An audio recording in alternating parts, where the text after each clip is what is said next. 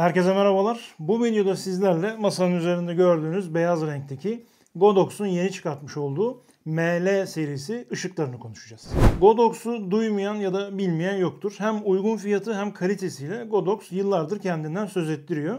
Ve hem ışıklar hem de ışık aksesuarları yönüyle çok zengin ürünler ortaya koyuyor. Burada sizlere 3 tane ışıktan bahsedeceğim. Bir tanesi ML62 Bicolor. Diğeri ML100 Bicolor ve ML100R yani RGB ışık. Bu 3 ışıkla hem sahne kurulumundan bahsedeceğiz biraz hem de bu ışıkların faydaları, özellikleri neler bunları konuşacağız. O zaman hiç vakit kaybetmeden detaylara geçelim. Bu arada aklınızın bir köşesinde şu olsun. Ben yıllardır YouTube kanalımda çektiğim videolarda benim ana ışığım Godox'un ML60 modeli. Godox'un başka ışıkları da var. Arkadaki şu renkli ışıklarda CL10'du galiba. Ambiyans ışıkları 10 watt gücünde. Aslında ben uzun süredir Godox'u kullanıyorum. Şimdi burada ML62 benim kullandığım ML60'ın güncel versiyonu. Çok daha küçük, böyle kübik bir yapıda ve çok hafif. Sadece 500 gram ağırlığı var. Ve Bicolor bir ışık. Yani 2800 Kelvin ile 6500 Kelvin arasında renk sıcaklığını ayarlayabiliyorsunuz. Oldukça sade yapıda, derli toplu ve pek çok aksesuarla uyumlu. Aksesuarları detaylı bir şekilde anlatacağım. Burada tas reflektörü görüyorsunuz zaten. ML100 Bicolor ve ML100R modelleri birebir gövde yapısı itibariyle aynı, boyutları aynı. Çok hafif bir ağırlık farklılığı var. Bicolor olan model 485 gram, RGB olan model 465 gram gibi bir fark var. Bunun sebebini bilmiyorum neden olduğunu. Onun haricinde iki ışık da aynı. Üst kısımda, alt kısımda ve arkada fan ızgaraları var. Böylece incecik olan bu cihaz ve 100 watt gücünde olduğu için bunu rahatlıkla soğutabiliyor. Arkada küçük bir LED ekran var. Buradan bütün ayarlarımızı kontrol edebiliyoruz. Her iki modelde de şurada tekerlek var, ayar tekerleği. 2 tane düğme var. Açma, kapama ve menü mod aralarında geçme. Ve şurada da bir tane kırmızı tuş var. Bununla da öndeki reflektörleri, softbox'ları, çok farklı aksesuarları takıp çıkartabiliyoruz. Onun dışında da şu yan tarafta hem USB-C hem de DC girişi var. İki farklı şekilde cihazı kullanabiliyorsunuz. Güç alabiliyorsunuz bu yönüyle. Birazdan zaten tüm detayları anlatacağım. İsterseniz önce kutuların içerisinde neler geliyor ona bakalım. Çünkü çok güzel kutularla, taşıma çantalarıyla geliyor ve bolca aksesuarlar var. Çünkü farklı kitlerle satılıyor. Şimdi onlara bir hızlıca bakalım. Godox ML62 Bicolor kutunun içerisinden harika bir taşıma çantası çıkıyor. Taşıma çantasının dış kısmı, malzeme kalitesi oldukça iyi. Ve iç kısmı da adeta fotoğraf aksesuarları gibi ışığımızı koruyacak şekilde. İçerisinde ML62 Bicolor ışık çıkıyor. Onun haricinde tas reflektör çıkıyor. DC adaptörü ve uzatma kablosu var. Ayrıca bir de bir handle var. Bu handle'a Sony NP tarzı pilleri bağlayabiliyorsunuz. 2 pil bağlayarak kablo derdi olmadan dışarıda da bu ışığı kullanabiliyorsunuz. Elinizde ışığı tutabiliyorsunuz. Bu çok güzel olmuş. Ve sarı renkte bir DC bağlantı kablosu var. Böylece handle'ı kullanırken uzun bir kabloyla uğraşmıyorsunuz. Bu da akıllıca düşünülmüş ve kutunun içerisine konmuş. Ayrıca bir de ışık ayaklarına bağlayabildiğimiz bir adaptör var. Oldukça güzel, keyifli bir set olmuş. Bu kit 1 diye geçiyor. Normal kit olarak almadığınız versiyonda da taşıma çantası var. Sadece handle içerisinde bulunmuyor. Kit 2'de de V montajlı bir handle var. Godox ML100 Bicolor ışığa geldiğimiz zaman da yine aynı şekilde kutunun içerisinden çok güzel bir taşıma çantası çıkıyor. Açıkçası bunun petek dokusu ve şekli benim çok daha hoşuma gitti. Daha kaliteli, daha güzel görünüyor. Yani kalite ve sağlamlık olarak aslında bir fark yok. İçerisi yine oldukça güzel şekilde dizayn edilmiş. Işığımızı görüyoruz. Üzerinde 15 derecelik açıya sahip olan bir lens reflektörü var. Bir de yan tarafta ekstra 36 dereceye denk gelen bir başka reflektör var. Yine tripod bağlantı adaptörü var. DC bağlantısı ve uzatma kablosu var. Yine bir handle var ve bu handle'da da V montaj bir pil yuvası var. Çünkü bu kit 2 olarak geçiyor.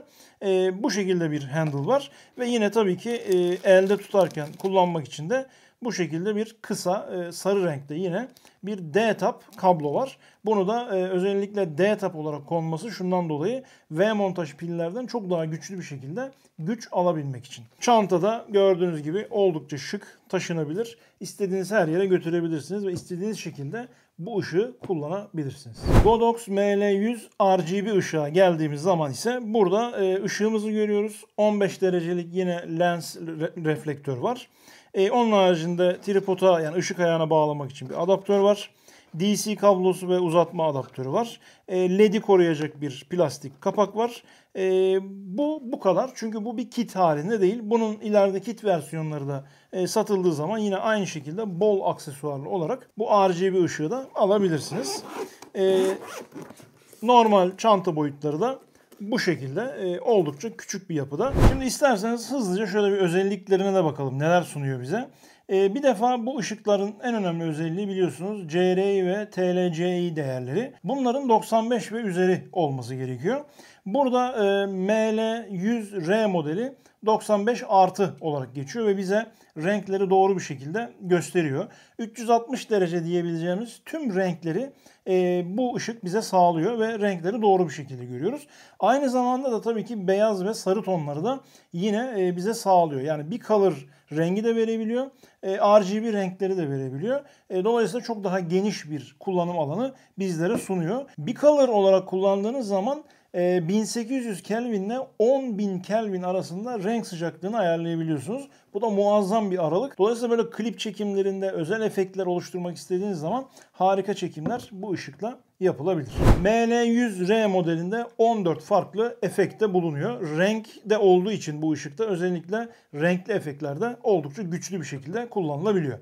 ML100 Bicolor'a geldiğimiz zaman da bu ışık 2800 Kelvin ile 6500 Kelvin arasında renk sıcaklığını ayarlayabiliyorsunuz. Tabii ki RGB bir ışık değil. CRI değeri 97 artı, TLSI değeri de 98 artı olarak geçiyor. Yani özellikle böyle içerik çekimlerinde çok doğru renkleri alabiliyorsunuz. Bu ışıkla çok dengeli ve doğru sonuçlar ortaya koyuyor. Ayrıca yine 11 farklı efekti de bu ışıkta kullanabiliyorsunuz. Burada 11 efekte düşmesinin sebebi renkli efektlerin olmaması. Çünkü bu ışık bir RGB ışık değil. Gelelim ML62 Bicolor'a. ML100 Bicolor'la neredeyse benzer özelliklere sahip. Yine 2800 Kelvin ile 6500 Kelvin arasında renk sıcaklığını değiştirebiliyorsunuz. Yine 11 farklı efekt var. CRI değeri 96 artı, TLSI değeri de 97 artı. Yani 1 puanlık fark var. Ama her iki ışıkta da renkleri aynı şekilde göreceksiniz. Bu farkı gözün algılama ihtimali yok. Şimdi ışıkları açalım ve ben ışıkların gücünü, performansını nasıl kullanıldığını sizlere göstereyim. Sonra da bir senaryo üzerinde birlikte çekimlere bakalım. Godox'un bu yeni ML serisi ışıkları kit olarak alırsanız bir takım handle'lar geldiğini söylemiştim. İki farklı handle var. Kit 1 ve Kit 2 diye. Yani siz elinizdeki donanıma göre bu kitleri seçebilirsiniz. İster V-montaj isterseniz Sony tarzı pilleri kullanın. Bu şekilde handle'larla rahatlıkla çalışabiliyorsunuz ve ekstra bir prize ihtiyaç duymuyorsunuz. Işıkları bu şekilde bağladım ve şu sarı kablolar DC'den aktarıyor. Burada da D-tap girişinden V-montaj pillerde rahatlıkla kullanabiliyorsunuz. Şimdi ikisinde de şöyle açma düğmesine basılı tutuyorum ve ışıklar açılıyor. Hem V-montaj pilde hem de Sony pillerde %100'e kadar çıkartabiliyoruz. Şu anda bakın ikisini de şöyle hemen %100'e getirdim. %100 güçte bir an kayboldum. %100 güçte bakın arka tarafta nasıl bir güç durumu var. İkisini de kullanabiliyorsunuz. Dolayısıyla oldukça taşınabilir, mobil kullanım sağlıyor size. Bunlar da diğer esneklikler. Pek çok aksesuarlarla bu ışıklar uyumlu. Bu gerçekten muazzam bir avantaj. Tabii ki bu ML60 Bicolor ışığı da aynı şekilde kullanabiliyorsunuz. Yani şuradan bunu sökeyim bakın. Buna takayım, açıyorum ve bu ışığı da aynı şekilde kullanabiliyorum. Yani ML62 Bicolor ışıkta da bu sistemleri, bu handle'ları aynı şekilde kullanabiliyoruz. biliyorsunuz. Gelelim ML60'ın aksesuar çeşitliliğine. Yani şu zaten lens tipli reflektörleri kullanabiliyorsunuz. 36 derece ya da 15 derece gibi. Bunları çıkartıp yerine isterseniz şöyle bir tas reflektör takın. Bu şekilde ışığın gücünü arttırın. Ya da tabii ki pek çok farklı softbox kullanabiliyorsunuz. ML serisiyle uyumlu, yani ML1'de de olan benim kullandığım 60 santimlik, 80 santimlik softbox'lar var.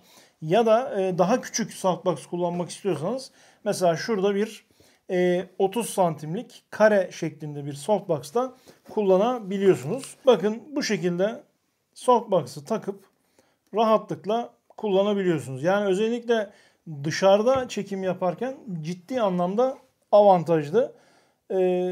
Işığı yumuşatabilirsiniz, yönlendirebilirsiniz. Bu şekilde softbox kullanabiliyorsunuz. Aynı şekilde şu 50 santimlik modeli de kullanabilirsiniz. ML-SF50. Bunu da kullanabilirsiniz. Bu sayede daha yumuşak ışık elde etmiş olursunuz. Bakın şu şekilde yine handle'la bunu rahatlıkla kullanabiliyorsunuz. Böyle farklı geniş aksesuarları da değerlendirebilirsiniz. Özellikle YouTube'a içerik üretiyorsanız bu mesela 50 santimlik, 60 santimlik softbox'lar ziyadesiyle yeterli olur. Daha küçük boyuttaki softbox'ları da özellikle işte saç ışığı gibi kullanmak isteyebilirsiniz. Fonda renk yapmak isteyebilirsiniz. O şekilde tercih edebilirsiniz. Yine aynı şekilde flashlarda aslında kullanılan ama ışıklarda da kullanılabilecek olan bu difüzörleri de kullanabilirsiniz. Bunların hepsini Godox'un web sitesinde görebilirsiniz, inceleyebilirsiniz. Uyumlu aksesuarlar kısmında da zaten bunlar listeleniyor. Difüzörleri açtım. Tabii bunlar yönlü olmadığı için, ışığı her tarafa verdiğinden dolayı şu an ışıklar bana da oldukça güçlü bir şekilde geliyor. Keyifli, kullanması keyifli. Şimdi üçlü ışık kurulumuyla standart bir şekilde ışıkların etkisini, gücünü birlikte inceleyelim. Şimdi gördüğünüz gibi videonun başındaki ışıklandırmayla tamamen farklı bir ışıklandırma var. Çünkü şu anda ben az önceki sizlere anlattığım 3 tane Godox ML serisi ışığı taktım. Bir tanesi tam sol karşımda ana ışık olarak duruyor. Eski ML1 serisinin yerine taktım ve 60 santimetrelik benim kullandığım softbox'a takılı. Biliyorsunuz autopollerle ben tavana ışıklarımı bağlamıştım. Doğrudan o softbox'a taktım ve gördüğünüz gibi 100 watt ışığın şu anda %50'lerde falan bir gücüyle kendimi aydınlatıyorum. Hemen arkamda bakın şurada V montaj pile takılı halde 100R modeli var. ML100R. RGB ışık olarak arkaya aydınlatıyor. Normalde tabii ki bunu bu şekilde görünür bir halde koymuyorsunuz. Ya aşağı bir pozisyonda arkanıza saklayacaksınız ya da yukarıdan arka plana vurduracaksınız. Sağ arka çaprazımda da daha sıcak tonlarda hem bir kontur oluşturması için bakın omzumda, kolumda ve saç diyelim şapkanın üzerinde bir arka plan saç ışığı gibi bir ışık yaptım. Böylece bir derinlik kazandırmış oldum. Buna standart üçlü aydınlatma, yani YouTube videolarında sıkça kullanılan bir aydınlatma. Şimdi Godox Light uygulamasıyla da bu ışıkların Bluetooth olarak birbirine bağlanmasını da gerçekleştirdim. İlk defa yaptığınızda ışıkları açıyorsunuz. Bir proje oluşturuyorsunuz. Yani bir sürü farklı senaryo hazırlayabildiğiniz için ben proje 1 dedim. Ve ondan sonra da ışıkları ekleme kısmını seçtim. Işıkları çok hızlı bir şekilde buldu. Hepsini ekledi. Ve ben bunu bir grup olarak buraya atadım. Şimdi bakın sağ alttaki açma kapama düğmesine bastığım anda tüm ışıklar söndü. Tekrar basıyorum. Hepsi birden açıldı. Mesela RGB ışığa dokunuyorum ve buradan rengini değiştiriyorum. Mavi yaptım. Mor yapıyorum mesela. Basamadım pardon. Mor yaptım. İşte ne bileyim sarı bir ton yaptım. Yeşil bir ton yaptım. Tüm bunları çok rahat bir şekilde ayarlayabiliyorsunuz. Ya da arka tarafı RGB yapmak istemiyorsam da bu şekilde farklı beyaz tonlarında şöyle daha bakın sıcak tonlarda daha beyaz tonlarda yapabiliyorum. Aynı zamanda tabii ki bunun derecesini de şöyle kısıp çok da yüksek bir şekilde de ayarlayabiliyorum. Bunu nasıl yapmak istersem o şekilde yapıyorum. Biz şimdi gene renkli yapalım. Hadi bu defa mor olsun. Çok parlatırsak patlıyor. Düşük yaparsak şöyle tatlı bir mor oluyor. %100 saturation'da bunu yaptık. Bikolor ışığı mesela ana ışığımı kapatıp açabilirim. Bakın arkadaki saç ışığını bakın kapattığım zaman bu şekilde bir etki veriyor. Açtığım zaman bu şekilde oluyor. O ışığın üzerine bastığım zaman da onu mesela şu an 6500 Kelvin, 5600 Kelvin, 6500 Kelvin daha beyaz, 3200 Kelvin daha sıcak ve şuradan da böyle derecesini düşürebiliyorum. 3200 Kelvin'de olsun ve onu da o şekilde ayarlamış olalım. Ana ışığım olan ana ışığıma geliyorum şimdi. Bunun da buradan şiddetini arttırabilirim. Şu an biraz fazla pozlama oldu muhtemelen. Şu ayarlar güzel görünüyor. Işıkları bu şekilde gayet keyifli, kolay, rahat uygulama üzerinden de kontrol edebiliyorsunuz. Şu anda hem öndeki ışığın hem arkamdaki ışıkların fanı çalışıyor. Çünkü bir süredir ben ışıkları bu şekilde ayarladım, kurdum vesaire çalışıyor. Ortamdaki sesi yani ben konuşurkenki sesi duyuyorsunuz. Açıkçası videoya yansıyan bir ses yok. Kapattığım anda zaten sesler kesiliyor. Tekrar açıyorum. Fanlar çalışmaya başlıyor. Bu şekilde kontrol edebiliyoruz. Oldukça keyifli bir uygulama. Peki şimdi böyle üçünü birden elbette ki alma şansınız olmayabilir. Hangi model kimin işine yarayacak biraz isterseniz ondan bahsedeyim. Yani bir defa ben YouTube videolarımı söylediğim gibi size ML60 ışıkla çekiyorum ve 60 Watt bana belli bir mesafeden yani bu ışın bana buradan uzaklığı 1,5 metre falan anca o kadardır. O kadar mesafede yetiyor ama tabii ki 100 wattlık bir ışık çok daha iyi olur. Daha geri planda çalışmak isteyebilirim.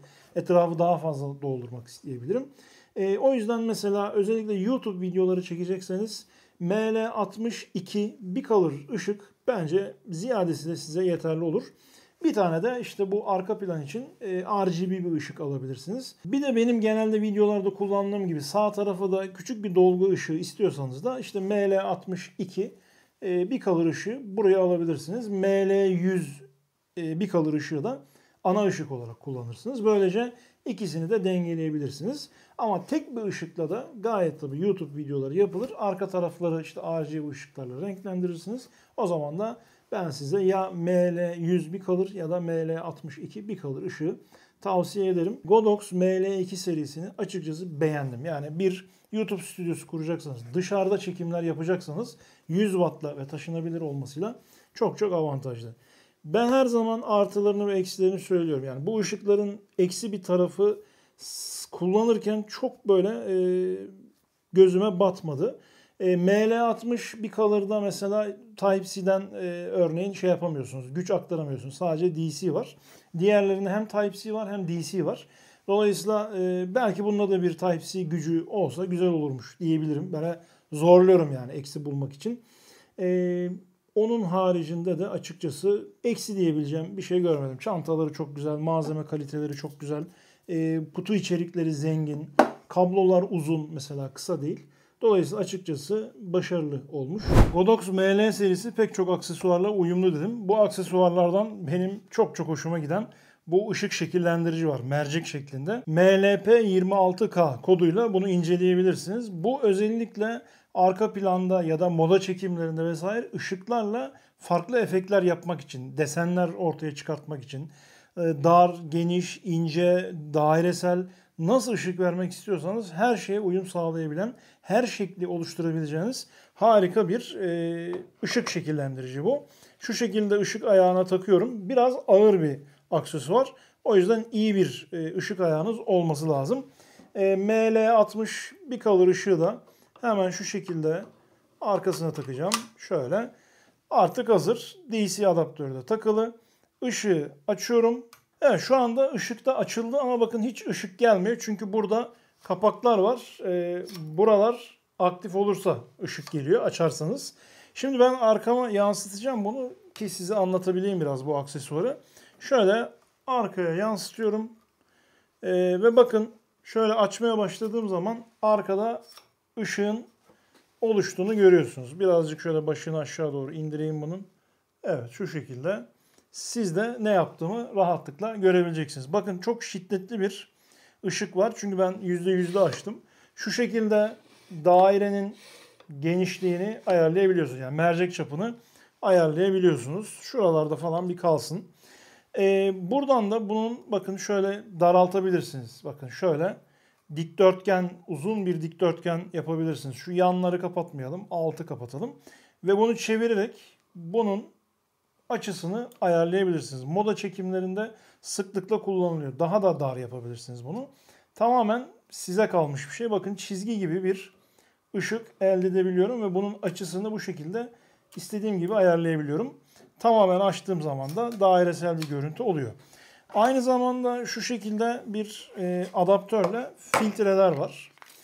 Şekilli filtreler, pencere gibi, işte yandan gelen ışık gibi vesaire. Mesela şunu takalım. Normalde jelatinlerin çıkartılması lazım. Hızlıca göstermek istediğim için şöyle bir tanesini takmak istiyorum. Çok fazla tutmayacağım. Çünkü mercek odaklaması olduğu için çok ısıtıyor. Bakın şu şekilde şu odaklamayı da yapalım. Evet, arkada bakın pencere görüntüsü çıktı. Bu şekildeyken mesela buralardan işte bunun ne kadarının görünüp görünmeyeceğini de ayarlayabiliyorsunuz. Ya da çevirerek yönünü ayarlıyorsunuz pencerenin. Bakın şu şekilde bunu ayarlayabiliyorsunuz.